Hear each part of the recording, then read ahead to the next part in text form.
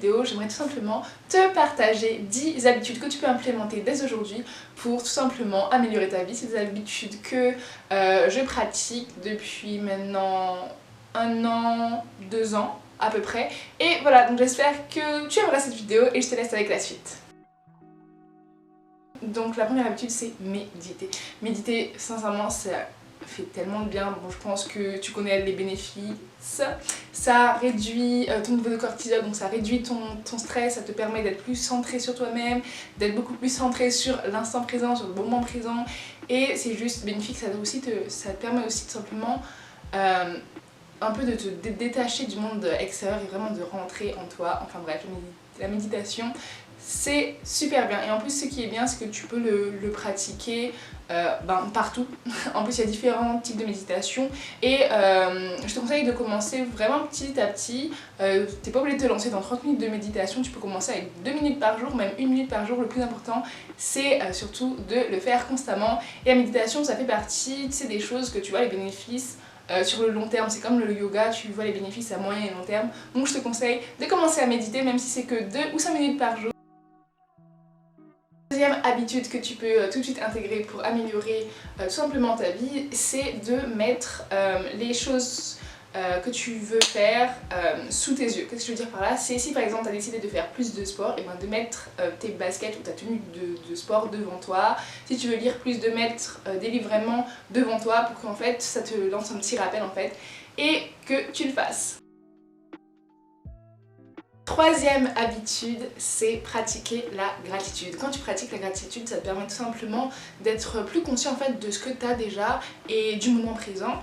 Et ce que je fais en général, c'est que le soir ou le matin, le plus souvent c'est le soir, j'écris à peu près 5 choses pour lesquelles j'éprouve de la gratitude. Ça peut être pour ce que tu as déjà, pour ta famille, pour l'univers, pour un dieu si tu es croyant. Vraiment, le but c'est vraiment juste de remercier et d'être conscient de tout ce que tu as déjà parce que tu vis déjà dans l'abondance.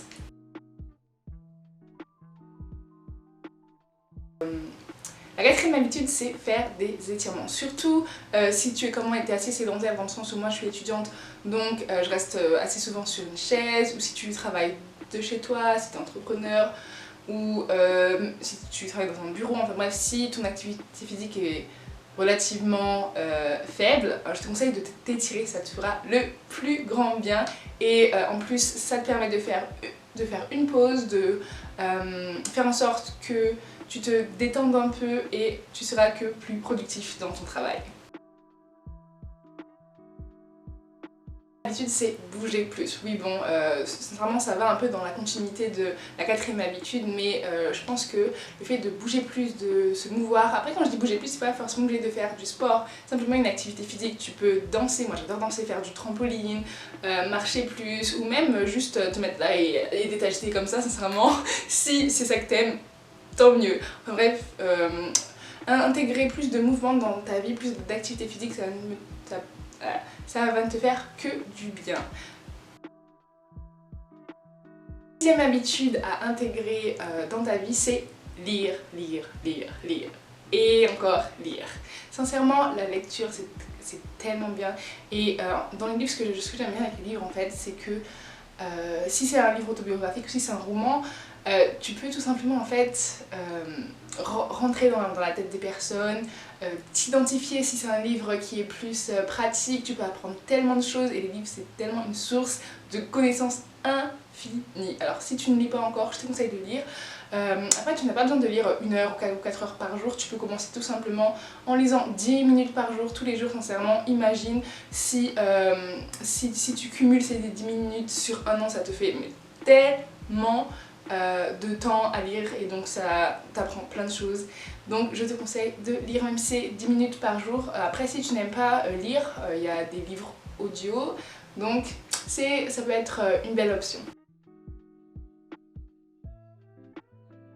L'habitude, c'est célébrer tes victoires. Donc, sincèrement, depuis que j'ai commencé à pratiquer cette habitude, en fait j'ai remarqué que j'étais beaucoup plus motivée et en général je finissais beaucoup plus ce que je commençais et je voyais aussi ma progression, parce que le problème avant je faisais pas ça et donc je faisais des choses pour atteindre mon objectif, ou je mettais en place des activités, des choses tout simplement, sauf que j'avais l'impression de stagner, voire même de régresser et de pas avancer, tout simplement parce qu'en fait vu que je ne fêtais pas mes victoires, je voyais pas en fait quand j'avais réussi. Alors quand je te dis de fêter tes victoires, c'est pas forcément de t'acheter un yacht à chaque fois que tu réussis quelque chose, non, mais c'est des petits plaisirs, je sais pas, disons t'as réussi ça, tu vas te faire aller à un petit resto, te prendre un livre, aller au cinéma, enfin vraiment des petits plaisirs.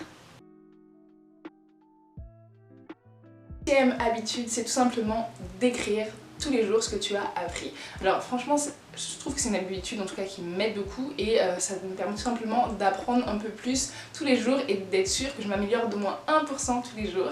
Et en sachant que tu dois le soir écrire justement la chose que tu as appris, et ben ça va te forcer tout simplement à apprendre plus. Alors quand je te dis apprendre plus, tu vas obligé d'avoir un nouveau diplôme tous les jours, une nouvelle compétence tous les jours, c'est pas ça que je veux dire. Mais par exemple, je sais pas, disons tu as lu un livre et tu as appris que on était constitué de 80% d'eau. Bon, je dis n'importe quoi, mais c'est juste pour t'imaginer la chose. Donc je te conseille de prendre cette habitude-là.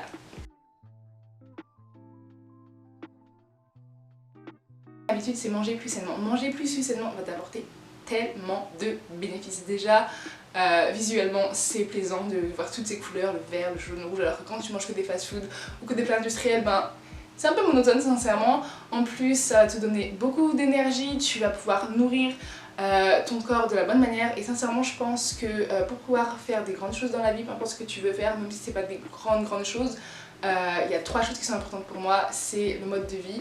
Qu'est-ce que j'entends par le mode de vie? C'est ton alimentation, le sport, activité physique, tout ça, et le sommeil.